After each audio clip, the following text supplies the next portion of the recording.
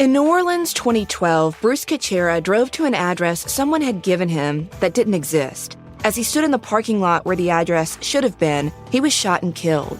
I'm Delia D'Ambra. Join me for the newest season of Counterclock as I dive into the motive behind Bruce's murder and a series of events that have never been fully investigated until now.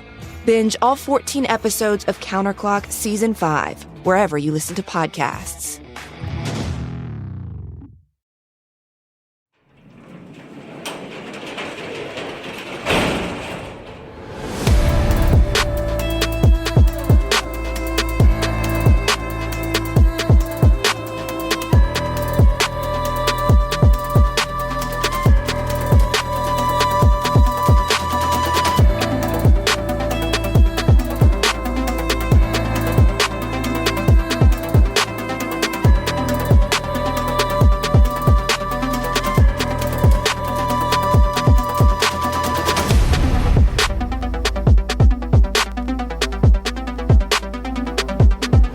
Welcome to True Crime Garage. Wherever you are, whatever you are doing, thank you for listening. I'm your host, Nick, and with me, as always, is a man with a reminder that the kitchen closes at 9 p.m.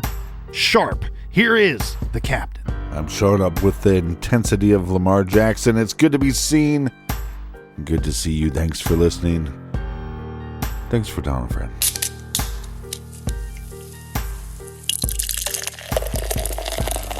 Today, we are very excited to be featuring Downtime Wheat Beer from Bulldog Brewing Company in Northwest Indiana, not too far from Wolf Lake Memorial Park. This delectable, unfiltered beer has hints of clove and banana, and Downtime is made with some of the finest barley, malt, and wheat, brewed to refresh after a hard day's work. Garage grade 4 1/4 bottle caps out of 5. And let's give a big shout out to our friend Nikki from Anaheim, California, for helping us fill up the fridge this week. If you want to help us fill up the fridge next week, go to truecrimegarage.com and click on the pint glass. Yeah, BWERUN, Beer Run. If you haven't picked up the Colonel's book, you need to do so. I recommend it on Audible. I absolutely loved it. I thought Kevin Pierce, is that his name, that narrated it, did a great job. Fabulous. And you can find his book. Just go to Amazon and search Nick Edwards. That's spelled N-I-C, and you won't be disappointed. It's the best true crime read of the year for this guy right here. And that's enough of the business. All right, everybody gather around, grab a chair, grab a beer. Let's talk some true crime.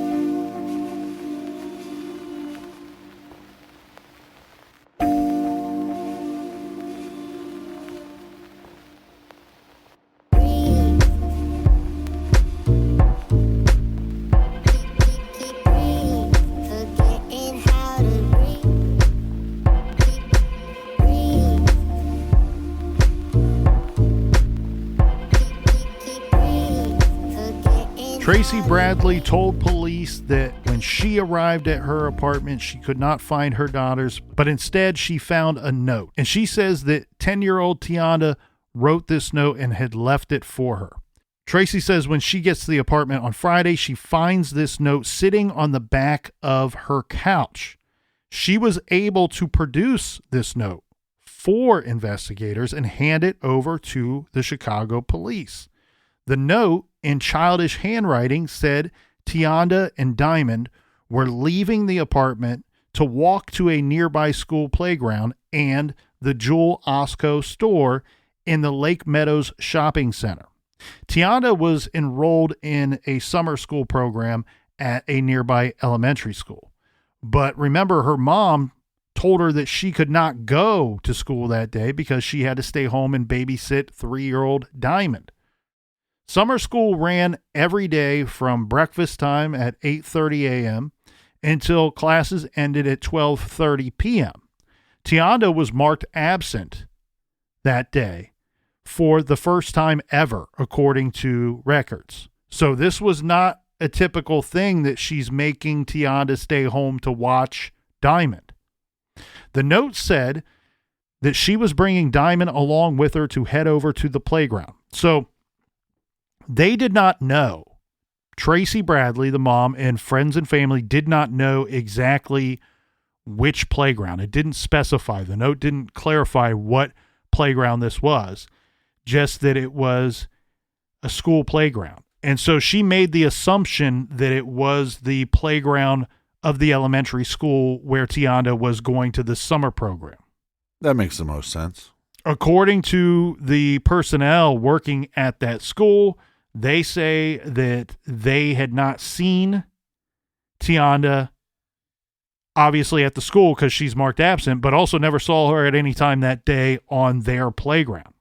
We do know that the school called the Bradley apartment at 10:10 a.m., and they received no answer as well. So this is where you start to think, all right, okay, mom produces this note.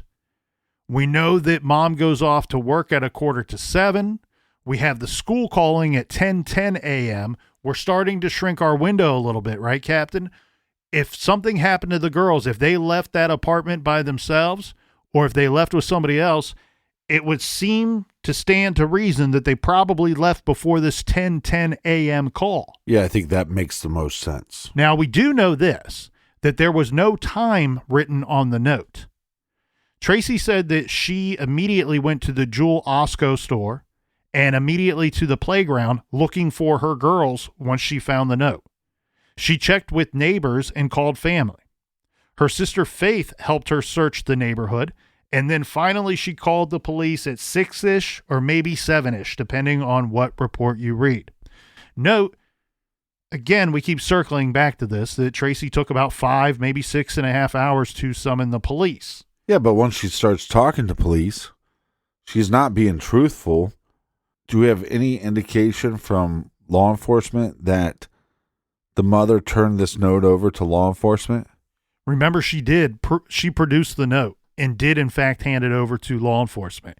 And in fact, in a statement that she gave to the USA Today, she says, quote, "I taught my kids damn well, and my kids wouldn't just up and leave and then leave a note," end quote. This is very interesting about this whole note thing. And I think that this may point to something else going on in this situation. So the extended family said that, yes, the note is legit. However, we got to question how legit the note is, because the family is saying, look, law enforcement, yeah, here's this note. We believe that Tionda, the 10-year-old, did write the note. This is her handwriting. Right. However, we don't think that she wrote this note by herself. We think that somebody told her what to write. Somebody was coaching her what to write. Right. Because the families, these are grown-ups, they're telling the police and the investigators, look, all of the spelling is correct and the grammar is not that of 10-year-old Tionda. So basically what they're saying is she wouldn't have been able to spell these words without some help. Probably some of the words. In fact, we have a direct quote from one of the family members saying, her writing a full letter with correct grammar, ? It's not appropriate for her. Keep in mind, she's only 10 years old. And the family member went on to say, I'm quite sure whoever took them, she was very comfortable with them. That's so sad. That's interesting because Tionda's 10 years old. She's in charge of little 3-year-old Diamond. If you are going to take these girls, you're either going to have to fight Tionda or you're going to have to convince her that it's okay to leave with me or leave with us. And, oh, by the way, I need you to write this note. We should probably leave a note for mom when she gets home, when she doesn't find you, in case she gets worried, so she won't worry. I'll have you back to the apartment in no time at all, but just in case mom comes home, let's write her out a nice little note. But their aunt had more to say about this note, right? Correct. Remember, she's on the Nancy Grace show talking about the note. Sheila says, I had told the investigators early on when I first arrived on the scene that if that note was written, that it was coached. She was coerced, meaning Tionda, and she was told exactly what to write. Nancy Grace says, why do you say that, Sheila?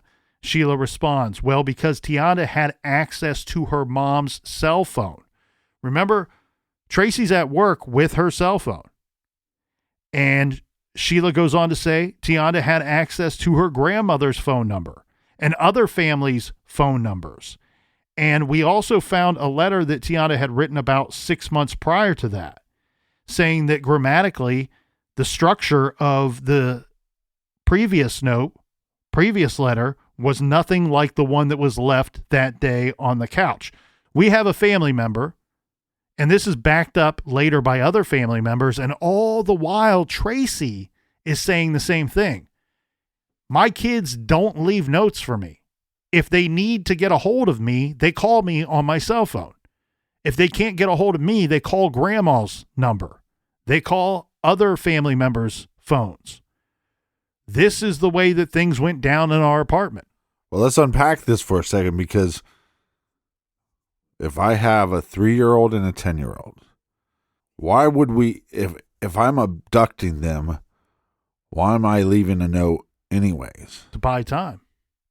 I understand why you wouldn't want them to call their mother, because you can't control what that 10-year-old's going to say. You can't say, call your mom, and, oh, by the way, don't tell her it's me that's here.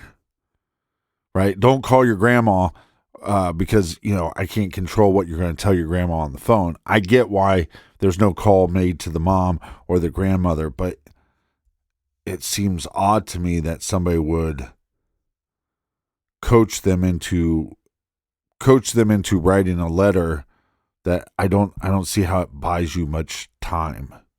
You're not thinking like a criminal. You're not thinking like somebody that needs to hide something that would be very bad for them to be caught with. So if the child writes a note, instinctively, most parents are going to go, darn kid, left the house, told him not to leave the house. They went to the playground. Makes sense. Kids go to the playground all the time. Went to the nearest convenience store. Makes sense. Kids go to the convenience store all the time. Guess what happens with most parents at this point in the ball game? They don't pick up the phone and call police. They go to the playground. They don't pick up the phone and call police. They go to the store. Now you've just bought yourself some time, and you're probably wanting to get those kids as far away from that apartment as you can, or conceal them, because you do know at some point that people will be looking for these children, and it won't just be mom anymore. It will be law enforcement, the people that you do not want to find you with these kids. Well, it makes more sense because, like you were saying, the 2 locations. Exactly. Yeah, but that's a pretty high level of sophistication, don't you think? I don't know. I don't know, because it's because rather of the 2 difficult to locations. say. Hey, if I put multiple locations, they're going to go look at the playground. Then they might go to the convenience store. And then if they're at the playground or if they're at the convenience store and they can't find them, they might be going, oh, well, maybe they're back at the playground. I think that what happened here is that we either have somebody that planned to take the little girls because they may have known in advance that they were going to be alone that day. And if in fact they knew in advance, then that means they are very close to this family, very close to this mother. Could even be working in cahoots with the mother. The other thing you have here is if somebody didn't plan it prior to that morning or prior to learning of that the girls would be alone that day, on that day, then what we have here is we have somebody that these girls knew well enough that they either let them into the apartment or had access to get into the apartment and knew the family well enough to say that these are the places that the kids went, because they were places that this person knew that they had gone before. And keep in mind, if you are abducting children from we already talked about the population in this area. This is the middle of the day. You are likely to be seen leaving with these girls. You do not want to be seen running out of the building with them in your arms, kicking and screaming. No. You want them to think that you're taking them somewhere that they enjoy going. You're here all day by yourself? Well, that's got to be boring. Let's go down to the playground for a little bit. Let's go over to the store. I'll get you some juice and some candy. Right. We'll have a good old time. We'll pass the time. I'll have you back here before mom even shows up. But just in case, kids, let's write mom a note and tell her where we're going. We don't want her to worry. And of course, Tionda's 10 years old. She's smart enough to know I can't be writing mom a note saying we're going to X and Y while this dude or this lady already told me that we're going to A and B. That's not registering. That doesn't make any sense. That raises flags. So I think what you have here, Captain, is a situation, somebody's covering their tracks, somebody's buying time, and I think that you have one of two situations. Either this person knew in advance that they were going to be alone that day or figured it out on that day and came up with a plan. But if I'm reading you right, you're also saying that this isn't excluding the possibility of the involvement that their mother or the boyfriend has something to do with it. Correct, because those two would have known for certain that the two girls would be home alone that day. They likely knew in advance the night before that the two girls would be home alone that day. That's when you got to start narrowing this down. Okay, was it somebody that spotted the mom and the boyfriend leaving and figured out, oh, there's kids alone in that apartment? I don't know if it's 4, 3, 2, or 1 kids, but there's kids alone in that apartment, and I'm interested in that. Or there's very few people on this list that would have known prior to that morning that there would be kids left alone in that apartment. And if there was some plan put in place in advance, then you have to believe it can be traced back to one or multiple people in that small group that knew the day before or even days before that the girls might be home alone that day. The police, very astutely, Captain, made Tracy write this message, the same little note, over and over and over again, because they wanted to decide if Tracy had wrote this note and tried to pass it off as Tionda wrote the note. Eventually, the note is sent to the FBI for analysis in comparison to other writings by the little girl. Now, I know how suspicious everybody probably is of Tracy at this point, but this is just fact, people. The FBI came back, and according to their experts, they concluded that Tionda did in fact write that note. Further, they concluded that Tionda's fingerprints were on the note as well. So the note is legit. I side with Sheila, our champion, and the extended family that say that this note was probably coerced and coached by somebody else. So it was beginning to look like Tracy's story might have been spot on. Tionda decided to take her little sister with her and left her mom a note. But again, you have to say, was this coerced? And I think that it was, based off of everything that all of the other family members are saying. I think one of the reasons why this case has been covered, like you said, it was covered in the Oprah magazine or the Oprah publication, is the more you learn about the events, the more you learn about the people involved, the more questions you have. It feels like you don't come to like a dead end where a question is solved. In perfect scenarios, okay, law enforcement is telling us that the 10-year-old wrote the note. But that doesn't tell us if somebody helped her. Somebody coached her. We know from family members that the main line of communication would have been through cell phones, not just to the mother, but also to the grandmother. In that same Oprah Daily article, you have one of the slightly older daughter of Tracy's. Her name is Rita. Listen to this quote. She says, "We never in our lives wrote a letter for our mom. If we needed to get a hold of mom, we called her on her phone." Now, listen to this. We know, according to Tracy Bradley, what she told law enforcement. She said to law enforcement, look, I left my little ones home alone that day, but I told them, don't open the door for anybody. And if something comes up, call me. Just call me. Well, something must have come up, because later in the investigation, we find out that Tionda did call Tracy Bradley while she was at work. However, Tracy didn't pick up the phone. It goes to voicemail. So a few days after the girls vanished, Captain, Tracy gave her cell phone to her mother. Her mother's name is Mary Bradley. It's unclear why she gave the phone to her mother, but her mom had the phone a few days after the girls were missing. And according to the family, there's 10 of them that are sitting around trying to figure out how to find the girls. They're having a family meeting. How do we find these little girls? Right, that makes sense. One of the family members looks at Tracy's phone and notices that she has a voicemail that has not been listened to yet. Now, we're all guilty of this, right? We get a voicemail, we fail to listen to it right away when we get it. Time goes by, we kind of forget about it. I have thousands of them. Maybe we didn't even notice that we missed a call. That's what happens to me. I set my phone down, I don't even notice that I missed the call. Sometimes I don't even notice that I have a voicemail. Well, what we have going on here, though, is the family says that they checked the voicemail, and the voicemail was from Tionda, the missing 10-year-old girl. And the call came in at 8:17 on the day that the two girls disappeared. What did it say? 10 extended family members say that they heard this voicemail all together. It was played out loud. All 10 of them that were in their family meeting that day trying to find the girls, come up with a way how to find the girls, heard this voicemail together.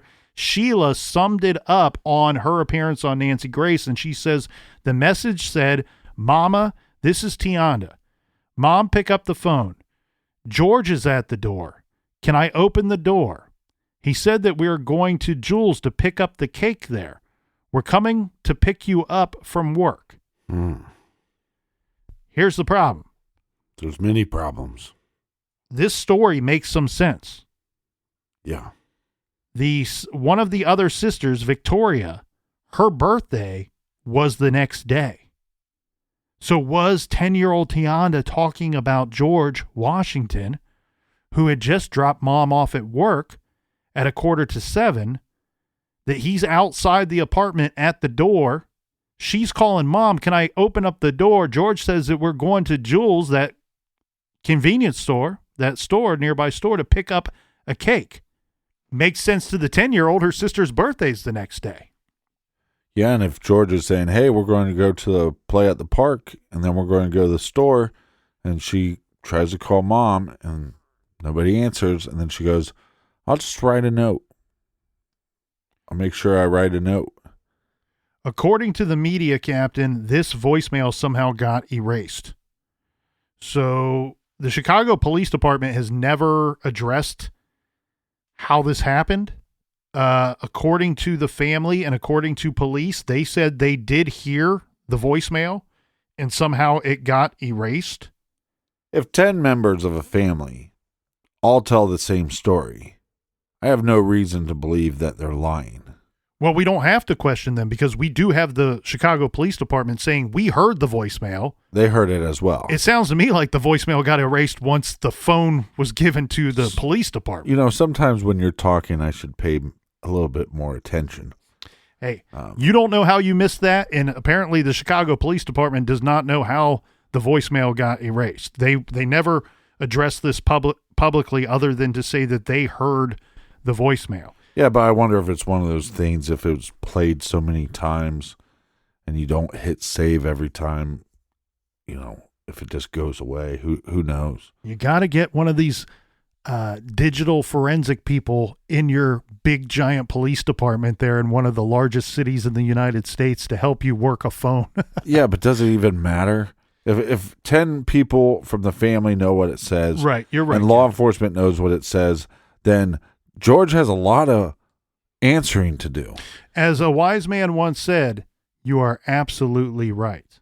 Now, as you pointed out, the problem with this case is that it's a large equation, and there's a different argument for each item that we look at in this case. And here we have what we think is evidence of who we should be going after. However, we learn that there are in fact two Georges.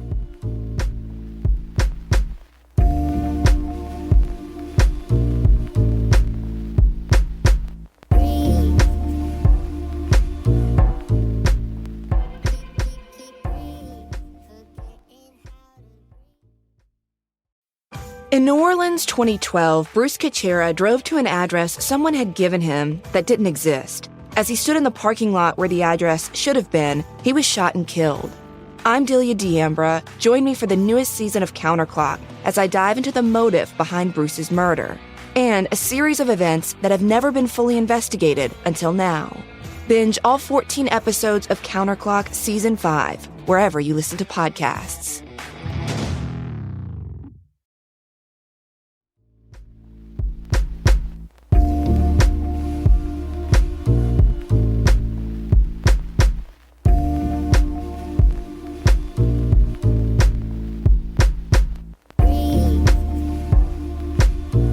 All right, we are back. Cheers, mates. I want to thank everybody that has been signing up and subscribing to Off the Record. Much appreciated. Colonel? I would like to point out here, Captain, that this Thursday, May 25th, 2023, is National Missing Children's Day. National Missing Children's Day has been commemorated in the United States on May 25th since 1983, when it was first proclaimed by President Ronald Reagan. It falls on the same day as International Missing Children's Day, which was established in 2001. And in fact, that would have been before Tionda and Diamond went missing. And we have partnered up with our good friends over at the National Center for Missing and Exploited Children in a fundraising effort to bringing kids home. If you would like to join us in our efforts, we ask that you go to the following web address, give.missingkids.org/truecrimegarage. There is a page set up there for listeners of this show, and let's join in this effort together, and hopefully we can bring some children home. There'll also be a link that you can click on our website, truecrimegarage.com, and we'll share all that stuff on social media. So if you're not following us, you can do so. Instagram, Facebook, Twitter, all that stuff at True Crime Garage. Tall cans in the air there, Captain. Cheers. Now, as we heard in Tracy's fourth story to the police, her on-again, off-again boyfriend, George Washington, came over sometime around 3 a.m., maybe 4 a.m. that morning on that Friday. The two spent some time together, and then Tracy got ready for work.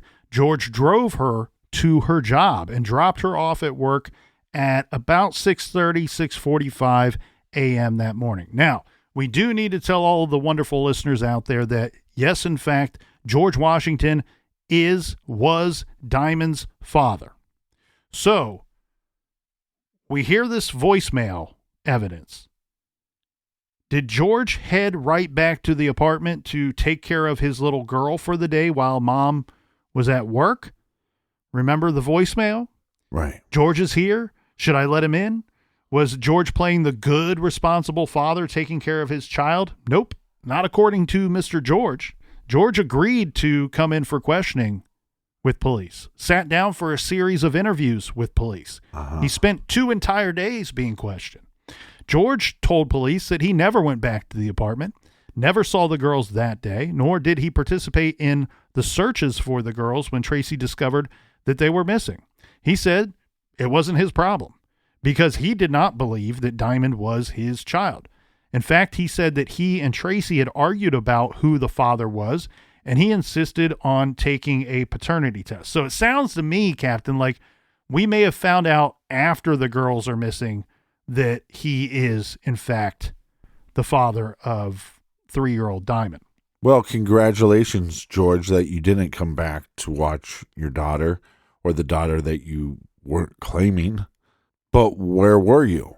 Did somebody see you? Do you have an alibi? Where did you go? Well, and as said, he was questioned for 2 days, and then George lawyered up after that. And we had said earlier that there... I think it's hilarious. Can't pay for their own kids, but hey, I can pay for a lawyer. Well, and I know something that you're worried about here, Captain. It's unclear whether George had any legit kind of alibi for the morning in question. This is from the Nancy Grace interview with a James Miller. He's a former detective who worked the case as a private investigator. Miller told Nancy Grace the story goes that George Washington came about 4:30 in the morning to see Tracy, and they left together for about an hour and a half. They had about 6 in the morning. He had drove Tracy to work, and then he went to his girlfriend's at around 97th Street, and then he went and visited his mother. Then approximately around noon, I'm reading from the transcript, so forgive me, everybody out there. Nancy Grace interrupts Mr. Miller saying, wait, what girlfriend? Top mom. You're talking about the boyfriend, George Washington, the boyfriend of the mom, right? Miller responds, Tracy and George were boyfriend and girlfriend, but, I don't know if they had a serious relationship or not. He says, the detective goes on to say, after Tracy's shift, he picked up Tracy with 2 co-workers. He then dropped them off at their various locations around 47th Street. Then he and Tracy drove back to the apartment. And there's more. This from the Oprah article. Police pulled George's cell phone records. He was on his phone a lot, but there were some spots, some time periods that he's not on the phone at all. So beginning at 4:30 a.m. on July 6th, he made at least 40 phone calls. Hot damn. Over a period of 24 hours. That's a lot. So from 4:30 a.m. on the 6th, when the girls go missing, to 4:30 a.m. on the 7th, he makes 40 phone calls in that 24-hour time period. There are 2 stretches during which he called no one. This is from 7 a.m. to 9 a.m. Remember, what time did Tionda call her mother and leave a voicemail? A little after 8 a.m. Then from 5 p.m. to 6:30 p.m., he's not calling anyone, but his phone is actively pinging off of cell towers on the far south side of the city near multiple forest preserves and a river. Which makes no sense on why he would be there unless he did something to these girls. I mean, think about it. You have all these arguments whether or not that's your daughter or not. Mm-hmm. And if you don't want a daughter, well, guess what? I'll just kill her. Dispose of the body. We won't have to have that argument ever again. Especially if we're talking about just the month prior, Captain, that we have the mother saying, look, this is your daughter, and she's filed paternity lawsuit against you. Yeah, because if you don't stick with her, you're going to be paying child support. Or in some cases, you just pay child support anyways because you're not married. And so what are you doing in these woods, Mr. George? Are you chopping down a cherry tree? Well, and I know that all the listeners are saying, but guys, you said that there are 2 Georges. Who is this other George? We need to consider him as a possible suspect as well. Well, you're exactly right. So this guy's name, we got George Washington, who we've talked about at length. The problem with this other George, he's referred to and described as a close family friend. And this is a guy that the girls and their sisters, the older sisters, had routinely gone over to this man's apartment, this for to be babysat or a very brief period of time if Tracy had to run out and grab something. The problem with this other George is that he was known to the family by a nickname. And the family, Tracy's family, says the girls, and remember we have the 2 older sisters that can tell us the same story and back all of this up. They all say we never called him George. Some of the family didn't even know that was his name, his first name. They all refer to him as by his nickname. So where you have to go, okay, well, we got 2 Georges here and we got to question both of them, got to be concerned about both of them. One of the Georges is not looking so good right now, based off of his cell phone records. The other one is not looking so good as a suspect because everybody in the family is saying, we never called him George. Right. Tionda would not have said George is here. Well, and think about that. I mean, even when you're 10 years old, when you hear somebody not call your mom, but they call her by her real name, it freaks you out a little bit. Like, oh, yeah, my mom's name isn't Mom. You know what I mean? So if you have a family friend that you've been calling We have no way of knowing if she even knew this individual's name was George, other than his nickname. And then listen to this. This is all from the Chicago Sun-Times, summarizing a wicked long piece in the USA Today. In this piece, they did not name George Washington. They just left it as, we got a suspect here. They don't name him, but of course, we call it like it is here in the garage, so we will name George Washington. And the article reads as follows. Several pieces of evidence. This is actual evidence, Captain. Several pieces of evidence have pointed investigators in George's direction. For one, investigators found a hair matching Tionda and Tracy's DNA in his vehicle's trunk. He tells police that he would sneak the girls into the drive-in theater in the city, put them in the trunk, sneak them in. The whole family goes and watches a movie in George's car. We do that so we don't have to pay for the two little ones. Sounds a little bullshitty. Well, the problem with this statement is not does it just sound like bullshit, it smells like bullshit too there, because the investigators are pointing out, look, the closest drive-in at the time is in the suburbs. It's not in the city. Yeah. And then to back that up, Tracy's family saying, we've never heard of Tracy and the girls ever going to a drive-in movie theater. Yeah. So that story doesn't seem to hold a lot of water. Bullshit. Then George offered up to law enforcement conflicting stories about his actions on the day that the girls went missing. More bullshit. 4 teenagers and 3 neighbors on that day said that they saw him setting fire to something in a 55-gallon drum in his backyard garage. So he's got an unattached garage to his home. He lives about 10 miles south of the girls' apartment. We have, according to this report, 7 people that say on that day they saw him burning something in a 5-gallon drum, not in his backyard, in the garage that's located in his backyard. Then we have some of those people saying that they saw him at some point putting a barrel into the trunk of his car and driving away with this barrel. Now, George, as we said earlier, is a welder and a machinist. He claimed that he had never burned anything in a drum or even had a drum barrel. But again, police are saying that they have persons that are saying that there was a barrel, and now after the girls are missing, this barrel is missing from his property as well. Well, I'd really love to know his explanation for the cell phone pings. Here's some other things you're going to want to know explanations for here, Captain. Yeah, why don't you just punch me in my goddamn face, because you're really pissing me off. So armed with this information, police are going to search George's home and his property and his vehicle. And George said that he gave the investigators and surrendered the keys to his car and his house.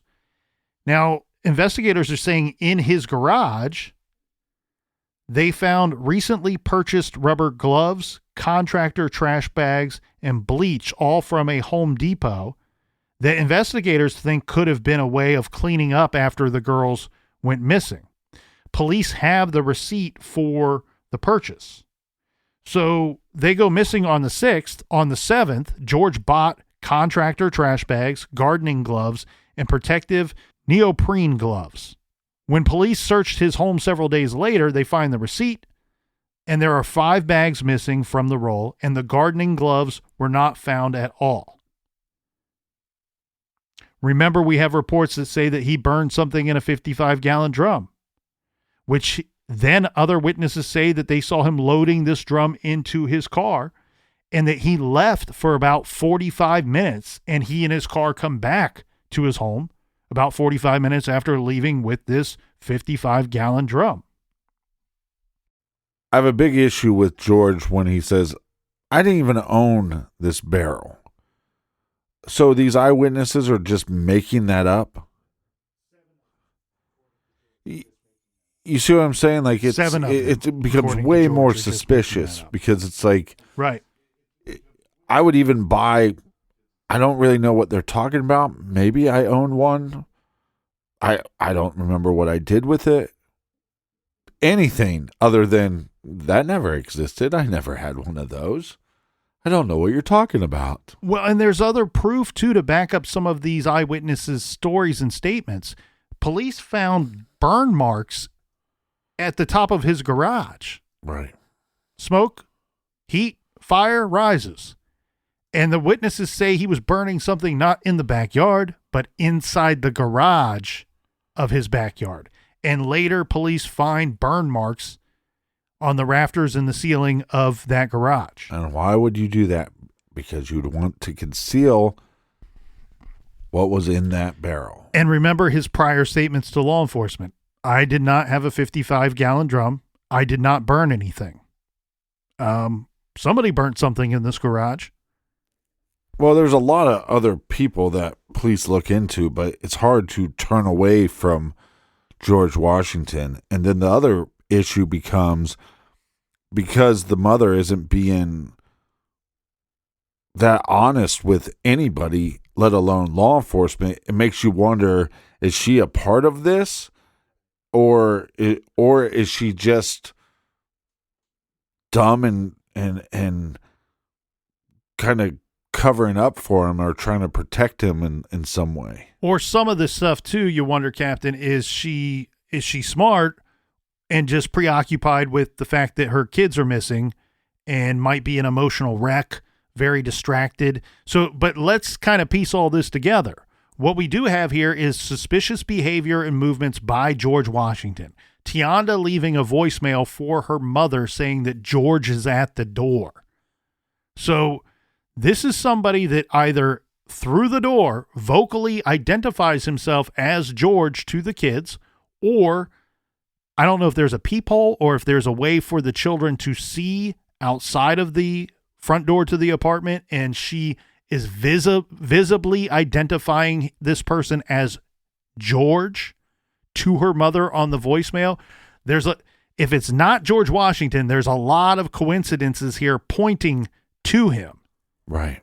And too many so that I think that this has got to be the number one suspect. And we do know that at some point there were several people that pushed and pushed and pushed for prosecutors to charge George with the kidnappings. And they decided that there was not enough concrete evidence to charge George Washington with anything. But then I want to point out a few things that we've already kind of circled around before.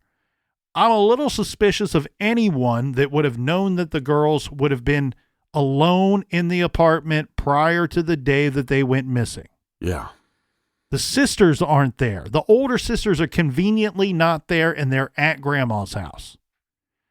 Friends are over the night before to confirm that Tionda and Diamond are alive and well at 10 p.m. Thursday night.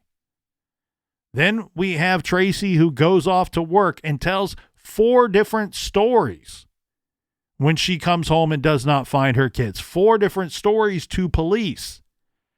And the thing is, I feel like the best person, the best suspect, is probably hiding right there in the shadows of one of these stories, one of Mom's 4 stories to police. So who is missing from 3 of those stories? George. She tells 3 different stories before getting to the 4th story that includes George Washington's name to police. And then Tionda calls saying that George is at the door. George has suspicious behavior. His cell phone record activity looks strange. Does Mom know? Is she covering for George? Is she purposely leaving George's name out of the equation early on in the investigation? The other thing, who else's name is missing from some of those stories? In fact, this person's name is missing from all of the stories. Sheila tells Nancy Grace, "Why would Tracy lie?" Well, it's simple, Nancy. And I know and I believe in my heart of hearts that Sheila believes this. I believe in my heart of hearts that Tracy told her this.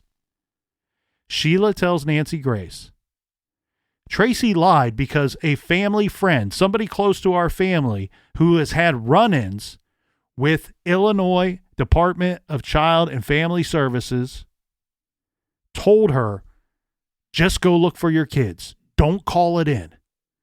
Because if you tell them that you left your kids, your 10-year-old, your 3-year-old home alone that day while you went off to work, they're going to throw you in jail and or they're going to take your kids from you.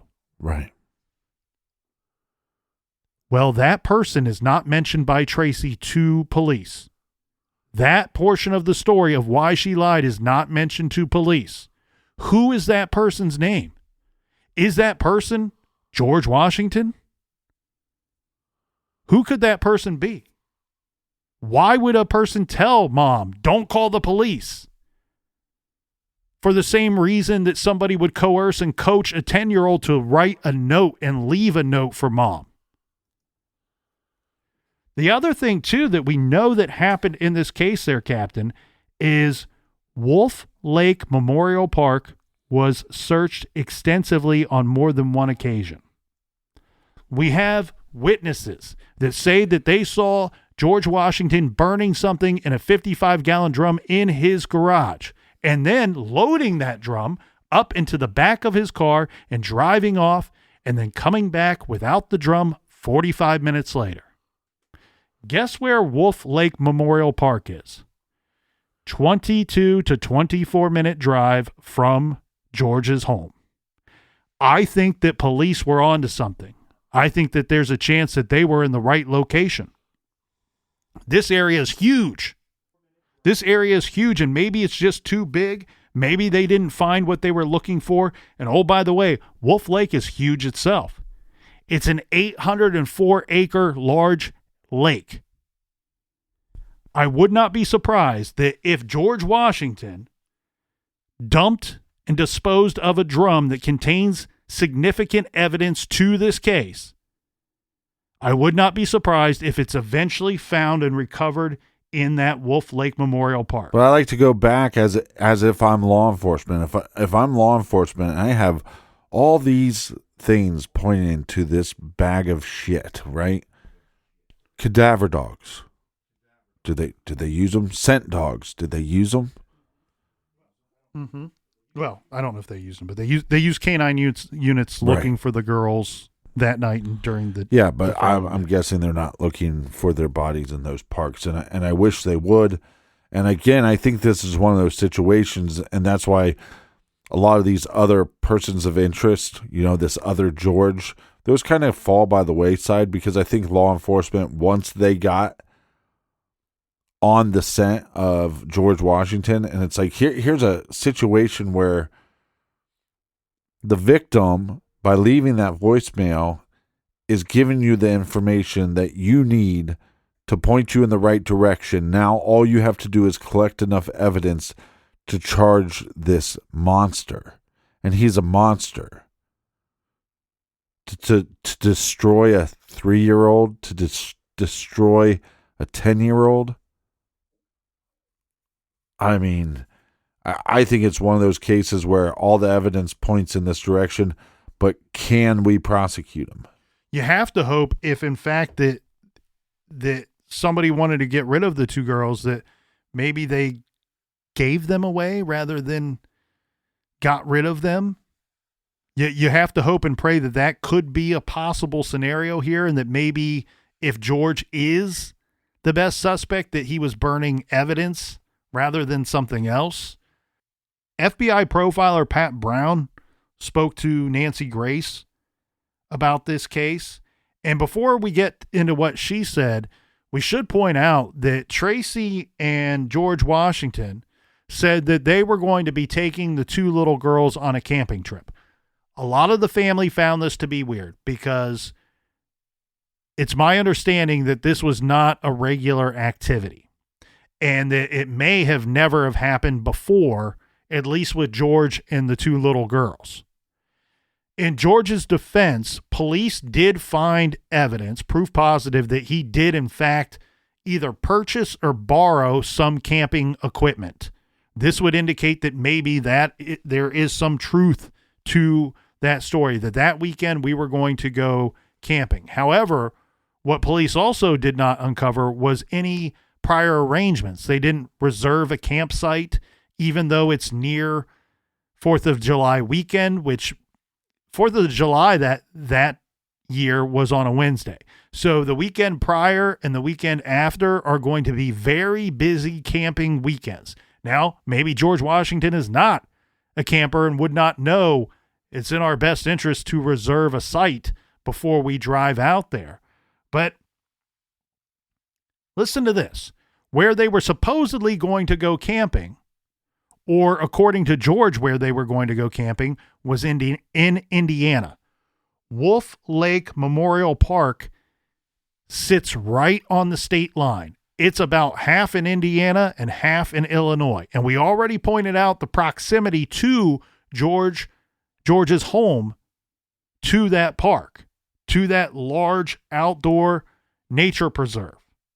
Pat Brown on Nancy Grace says that she believes that the aunt who has taken up the fight for these girls, Sheila, she says Sheila is exactly right.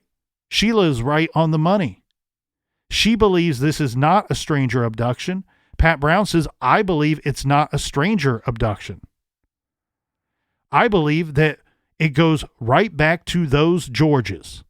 Pat Brown says, my guess is George Washington, the father of Diamond, they ought to be looking there at him. And they also ought to be looking in Indiana where they supposedly were going camping. Why would that state come up into somebody's mind if they had never camped before? Indiana, look over there, and they're not going to be alive, sadly, Pat Brown says. Brown pointed out that if the girls were abducted by a random stranger, they would have been dumped within hours, and the killer would not have been afraid to discard them in a public place because he had no link to them. We've talked about that plenty of times on this show. The closer the perp to the victim, the more effort that they put into concealing the body. She goes on to say someone took great care to hide these bodies. Someone who knew those girls were home alone.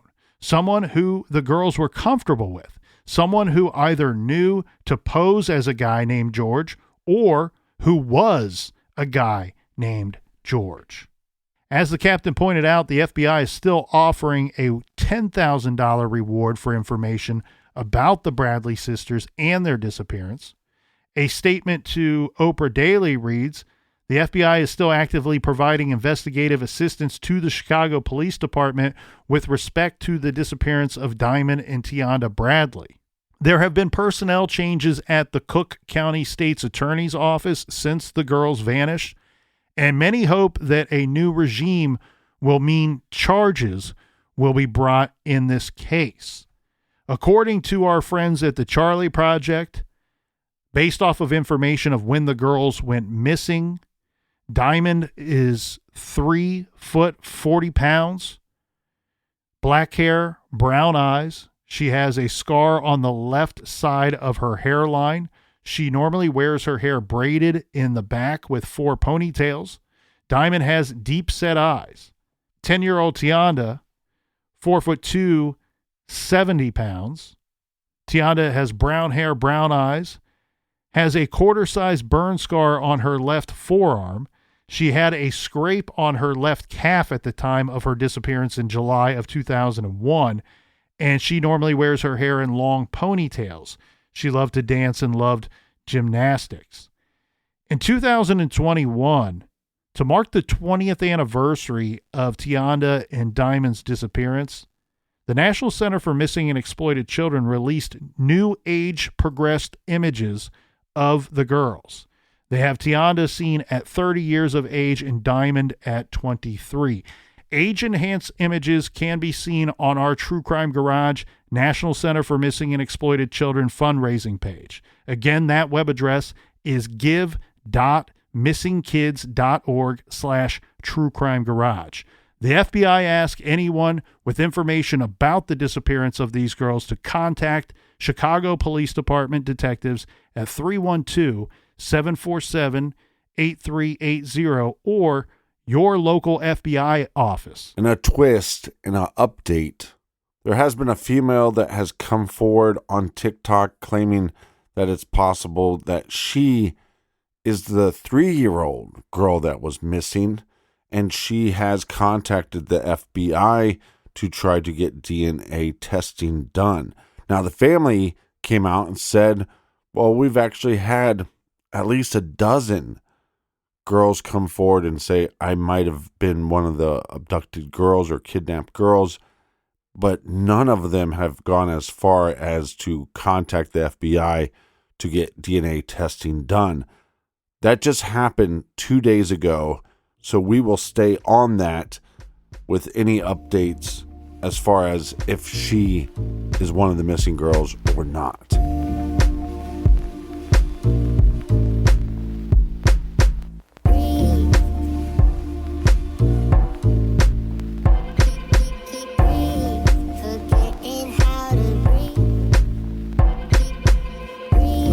Want to thank everybody for joining us here in the garage. Make sure you go to iTunes and leave us a 5-star review.